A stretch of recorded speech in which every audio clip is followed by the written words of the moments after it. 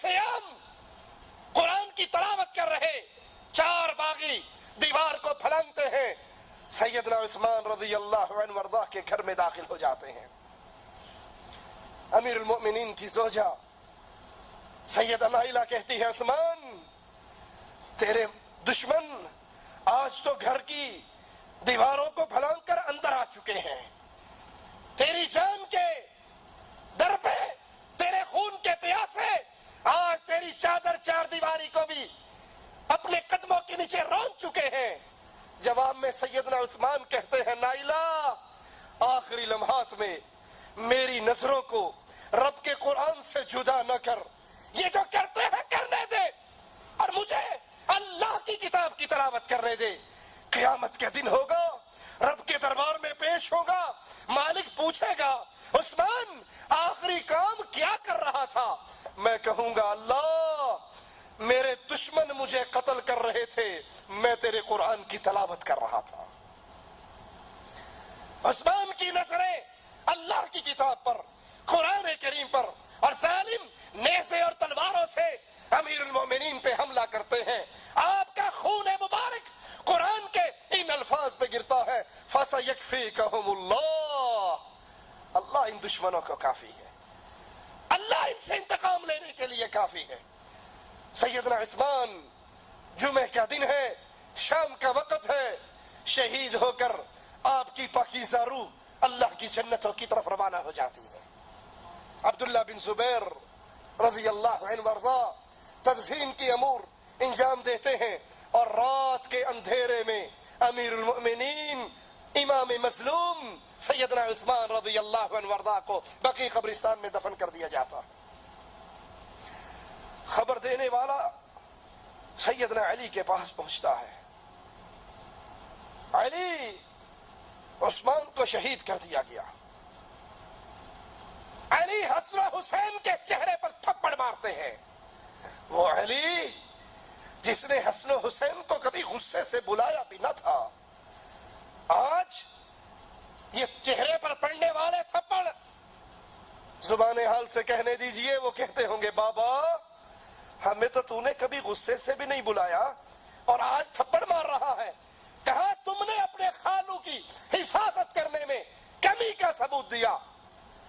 اور اس اطلاع دینے والے کو کہتا ہے تبا لکم آخر الدہر، سنو اب تم پر ہمیشہ کی تباہی مسلط کر دی گئی ہے۔ شہادت عثمان اس جرم کی وجہ سے اب تم پر ہلاکت اور تباہی کو مسلط کر دیا گیا ہے۔ جنگ جمل کے ایک دن سیدنا علی کہتے ہیں اللہ میں تیری جناب میں خون عثمان سے اپنی برات کا اظہار کرتا ہوں۔ تحقیق عثمان کے قتل کے دن میرے ہاتھ چھڑ گئے تھے، میں اس صدمے کو برداشت نہ کر سکا تھا۔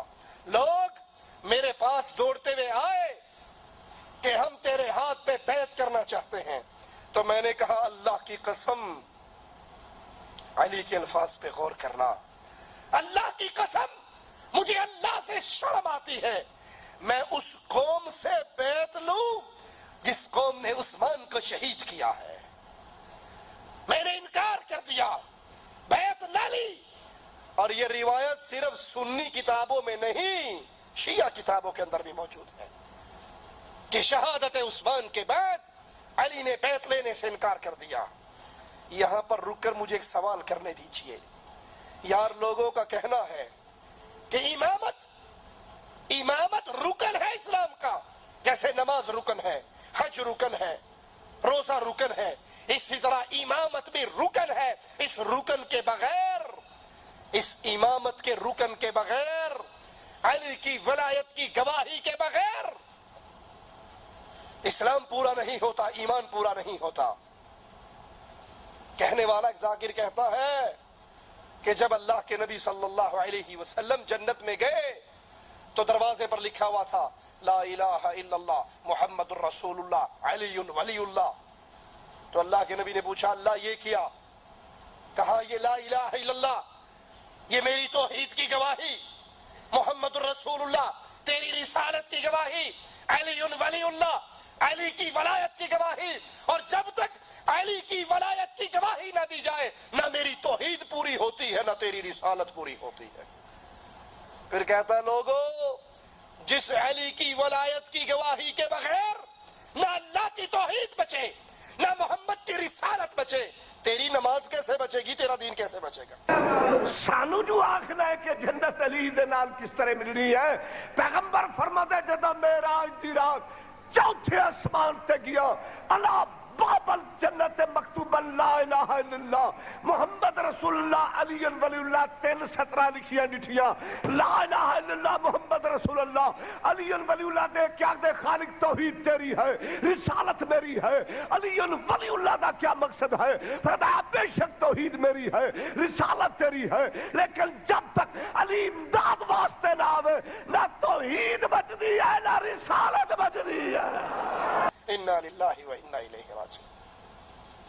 ہم کہتے ہیں مان لیتے ہیں آپ کی اس بات کو ایک لمحے کے لیے کہ علی کی ولایت ایمان کا رکن ہے، تو مجھے سوال کرنے دیجئے، لوگ دوڑ رہے ہیں علی کے ہاتھ پر بیعت کرنے کے لیے اور علی جواب میں کہہ رہے ہیں مجھے چھوڑ دو، میرے علاوہ کسی اور کو اپنا خلیفہ مقرر کر لو، مجھے شرم آتی ہے اس قوم سے بیعت لوں جس قوم نے عثمان کا خون بہایا ہے۔ اگر یہ امامت رکن تھا تو علی اس رکن کا انکار کیوں کر رہے تھے؟ یہ تو اللہ کی طرف سے واجب تھا نا۔ کوئی مسلمان نماز کا انکار کر سکتا ہے، روزے کا انکار کر سکتا ہے، حج کا انکار کر سکتا ہے، زکوٰۃ کا انکار کر سکتا ہے۔ اگر یہ امامت علی اللہ کی طرف سے فرض تھا، واجب تھا، تو بتاؤ جب شہادت عثمان کے بعد لوگ دوڑے تھے علی کی طرف تو علی نے یہ کیوں کہا تھا مجھے شرم آتی ہے میں اس قوم سے بیعت لوں جس قوم نے عثمان کو شہید کیا؟ قوم لوٹ گئی اور کہا تم سے بیعت لوں کہ ابھی تو عثمان بھی دفن نہیں ہوئے۔ قوم لوٹ گئی، اگلے دن پھر آئی تو آپ نے پھر یہی کہا کہ مجھے شرم آتی ہے میں اس قوم سے بیعت لوں، میں اس کام کے کرنے پہ جرت نہیں پاتا۔ لوگ پھر تیسری بار بسط ہو کر آئے اور بیعت لی، انہوں نے مجھے یا امیر المؤمنین کہا۔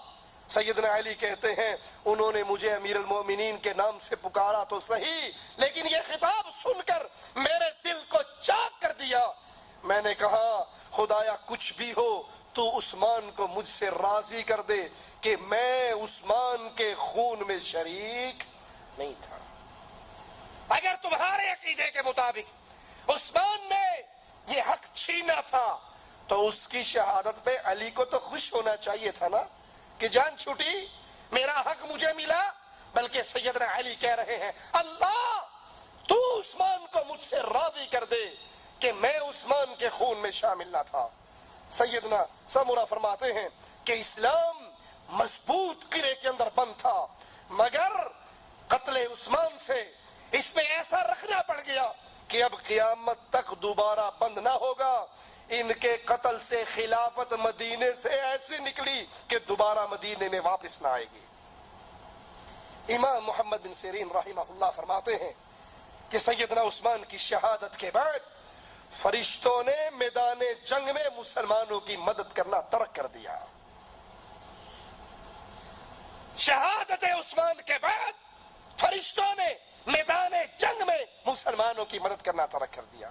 قاسم بن امیہ نے آپ کی شہادت پہ کچھ یوں کہا، لوگو سیدنا عثمان کب شہید ہوئے؟ ذی الحجہ کے اندر، قربانی والے مہینے میں۔ اور قاسم کہہ رہے ہیں لوگو اللہ کی قسم تم نے رسول اللہ صلی اللہ علیہ وسلم کے بعد قربانی کے دن بہت بری قربانی دی ہے، قربانی کے دن بہت بری قربانی دی۔ سیدنا کعب بن مالک نے کہا اللہ اس قوم کو ہلاک کرے، اللہ اس قوم کو تباہ کرے جس نے پاک طیب برگزیدہ امام کو قتل کیا۔ وہ کسی گناہ کی آلودگی کی وجہ سے قتل نہیں کیا گیا، اس پہ کوئی گناہ نہیں تھا، اس پہ کوئی دھبا نہیں تھا، اس کا کوئی جرم نہیں تھا، بلکہ لوگوں نے اس کے خلاف جھوٹی باتیں بنائی تھی۔ حسان بن ثابت نے فرمایا جو خالص موت کو دیکھنا چاہتا ہو کہ اس میں کسی چیز کی آمیزش نہ ہو، اس کو چاہیے وہ عثمان کے گھر میں جائے، لوگوں نے اس شخص کو قتل کر دیا جس کے پیشانی پر سجدے کے نشان تھے، اور وہ تمام رات نماز اور تلاوت میں گزار دیا کرتا تھا۔ اللہ سے دعا ہے اللہ ہمیں صحابہ کی محبت عطا فرمائے، اللہ ہمیں سیدنا عثمان کی محبت عطا فرمائے، زندہ رکھے، اسی پر رکھے، موت دے تو اس حال پہ دے، اللہ ہم سے راضی ہو، ہم اپنے اللہ سے راضی ہوں۔ اقول قولی ھذا واستغفر اللہ لی ولکم ولسائر المسلمین۔